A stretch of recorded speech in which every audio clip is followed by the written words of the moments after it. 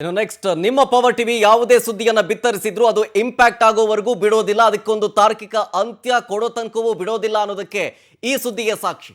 ಇದು power TV ವರದಿಯ ಮತ್ತೊಂದು ಬಿಗ್ ಇಂಪ್ಯಾಕ್ಟ್ನ ಸ್ಟೋರಿ. ಪ್ರಸಿದ್ಧ ದೇವಾಲಯ ಇದೀಗ ಮುಜರಾಯಿ ಇಲಾಖೆಯ ವ್ಯಾಪ್ತಿಗೆ. ಹಿಂದೆ ಇಲ್ಲಿನ ವಿವಾದದ ಕುರಿತು ಪವರ್ ಟಿವಿ ಬಿತ್ತರಿಸಿತ್ತು ಸುದ್ದಿಯನ್ನ. ಮುಜರಾಯಿ ಇಲಾಖೆ ಸುಪರ್ದಿಗೆ ಗಾಳಿ ಆಂಜನೇಯ ದೇವಾಲಯ ಇವಾಗ ಕೋಟಿ ಕೋಟಿ ಆದಾಯ ಬರ್ತಿದ್ರು ಕೂಡ ಈ ವಿವಾದ ಮಾತ್ರ ತಪ್ಪಿದ್ದಲ್ಲ. ಕಾರಣ ಏನು ಗೊತ್ತಾ? ಕೋಟಿ ಕೋಟಿ ಹಣ ಭಕ್ತರಿಂದ ಹರಿದು ಬರುತ್ತೆ. ಈ ಭಕ್ತರ ಹಣವನ್ನ ತಮ್ಮ ಜೇಬಿಗೆ ಇಳಿಸ್ಕೊಳ್ತಾ ಇದ್ರಂತೆ ಟ್ರಸ್ಟಿಗಳು. ಲೆಕ್ಕದಲ್ಲಿ ಶೂನ್ಯ ತೋರಿಸಿ ಕಳ್ಳಾಟ ಆಡ್ತಿದ್ರು ಟ್ರಸ್ಟಿಗಳು. ದೇವಾಲಯದ ಕಳ್ಳಾಟ ಇದನ್ನೆಲ್ಲವನ್ನು ಕೂಡ ಬಯಲಿಗೆಳೆದಿದ್ದು ನಿಮ್ಮ ಪವರ್ ಟಿವಿ.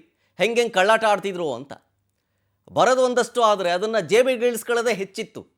ತೋರಿಸೋದು ಸೊನ್ನೆ. ನೋಡಿ, ಜೇಬೊಳಗೆ ಹಾಕಂತ ಇರೋದು ದುಡ್ಡು. ಪವರ್ ಟಿವಿ ಇದನ್ನು ವರದಿ ಮಾಡಿತ್ತು.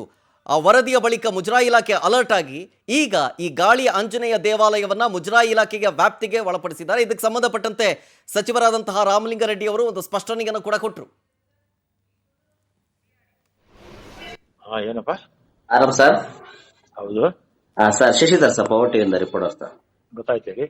ಸರ್, ಇದು ಗಾಳಿ ಆಂಜನೇಯ ದೇವಸ್ಥಾನ ಏನೋ ಮುಜರಾಯಿಗೆ ಸೇರಿಸೋಳಕ್ಕೆ ಇದಾಯ್ತು ಸರ್. ಅದೇ ಕಳ್ತನ ಎಲ್ಲ ಆಯ್ತಲ್ಲಪ್ಪ ಸರ್.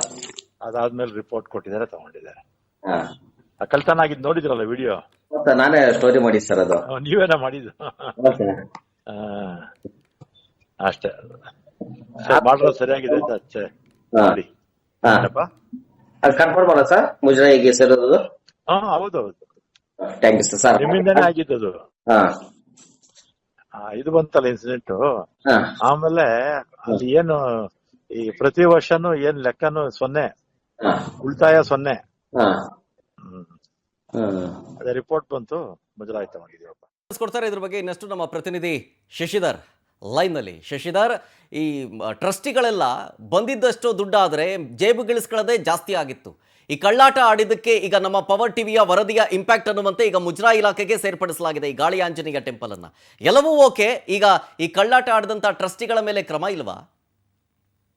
ಶರತ್, ಪ್ರಮುಖವಾಗಿ 2024 ಮಾರ್ಚ್ 12ನೇ ತಾರೀಕು ಪವರ್ ಟಿವಿ ಒಂದು ಸಾಕ್ಷಿ ಸಮೇತ ಒಂದು ಸುದ್ದಿಯನ್ನು ಕೂಡ ಪ್ರಸಾರ ಮಾಡಿತ್ತು.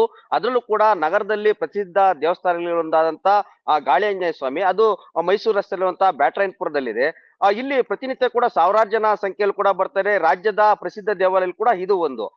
ಏನಂತಂದ್ರೆ ಹಿಂದೂ ಧಾರ್ಮಿಕ ದತ್ತಿ ಇಲಾಖೆ ಅಡಿಯಲ್ಲಿ ಆ ದೇವಾಲಯಗಳನ್ನ ABCD ಅಂತ ಹೇಳ್ಬಿಟ್ಟು 4 ವರ್ಗಗಳಾಗಿ ವಿಂಗಡಣೆ ಮಾಡ್ತಾರೆ. ಅದು ಯಾವ ರೀತಿ ಅಂತಂದ್ರೆ 1 ಕೋಟಿಗೂ ಹೆಚ್ಚಿನ ಆದಾಯವನ್ನ ಬರುವಂತ ತಿಂಗಳಿಗೆ ಬರುವಂತ ದೇವಸ್ಥಾನವನ್ನ A ಗ್ರೇಡ್ ಆಗಿ ಮಾಡ್ತಾರೆ.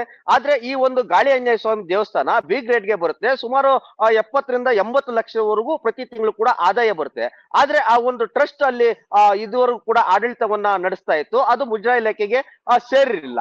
ಆದ್ರೆ ಆ ಒಂದು ಟ್ರಸ್ಟಿಗಳು ಏನ್ ಮಾಡ್ತಾ ಇದ್ರು, ಪ್ರತಿ ತಿಂಗಳು ಹುಂಡಿ ಎಣಿಕೆ ನೆಪದಲ್ಲಿ ಆ ಹುಂಡಿಗೆ ಬರ್ತಿದ್ರೆ ಭಕ್ತರು ನೀಡುವಂತ ಕಾಣಿಕೆ ಹಣ ಎಲ್ಲರೂ ಕೂಡ ಅಲ್ಲಿ ಟ್ರಸ್ಟಿಗಳು ಎಲ್ಲರೂ ಕೂಡ ಜೇಬಿಗಿಳಿಸ್ತಾ ಇದ್ರು. ಕಳೆದ 25 ವರ್ಷಗಳಿಂದಲೂ ಕೂಡ ದೇವಸ್ಥಾನಕ್ಕೆ ಯಾವುದೇ ರೀತಿಯಂತ ಲಾಭಾಂಶ ಬರ್ತಿಲ್ಲ, ಎಲ್ಲವೂ ಕೂಡ ಶೂನ್ಯ ಆದಾಯ, ಎಲ್ಲವೂ ಕೂಡ ಇಳಿತಾಯ ಆಗಿದೆ ಅಂತ ಹೇಳ್ಬಿಟ್ಟು ಲೆಕ್ಕವನ್ನ ತೋರಿಸಿದ್ರು. ಯಾವಾಗ ಪವರ್ ಟಿವಿ ಸಾಕ್ಷಿ ಸಮೇತ ಸುದ್ದಿಯನ್ನ ಪ್ರಸಾರ ಮಾಡಿತ್ತು, ಆವಾಗ ಮುಜರಾಯಿ ಇಲಾಖೆ ಸಚಿವರಾಗಿರುವಂತಹ ರಾಮಲಿಂಗಾರೆಡ್ಡಿ ಅವರು ಕೂಡ ಜಿಲ್ಲಾಧಿಕಾರಿಗಳನ್ನ ನೇಮಕ ಮಾಡಿ ಅದರ ಬಗ್ಗೆ ವರದಿಯನ್ನ ಕೊಡೋದಕ್ಕೆ ಕೂಡ ಸೂಚನೆ ಕೂಡ ಕೊಟ್ಟಿತ್ತು. ಜಿಲ್ಲಾಧಿಕಾರಿಗಳು ಕೂಡ ಈಗ ವರದಿಯನ್ನು ಕೂಡ ಕೊಟ್ಟಿದ್ದಾರೆ.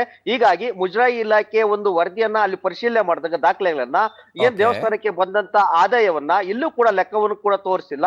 ಈ ಕಾರಣದಿಂದಾಗಿ ಸಂಪೂರ್ಣವಾಗಿ ಮುಜರಾಯಿ ಇಲಾಖೆ ವ್ಯಾಪ್ತಿಗೆ ಒಳಪಡಿಸಿಕೊಳ್ಳೋದಕ್ಕೆ ಈಗ ಮುಜರಾಯಿ ಇಲಾಖೆ ಮುಂದಾಗಿದೆ. ಹೀಗಾಗಿ ಇನ್ನು ಮುಂದಾದ್ರೂ ಕೂಡ ಅಲ್ಲಿ ಕಳ್ಳಾಟ ಆಡುವಂತ ಟ್ರಸ್ಟಿಗಳಿಗೆ ಒಂದು ಬುದ್ಧಿ ಕಲಿಸಿದಂತೆ ಸರ್ಕಾರ ಎಚ್ಚರಿಕೆಯನ್ನು ಕೊಟ್ಟಂತಾಗಿದೆ. ಶರತ್, ಥ್ಯಾಂಕ್ ಯು ಶಶಿಧರ್ ಡೀಟೇಲ್ಸ್ಗಾಗಿ.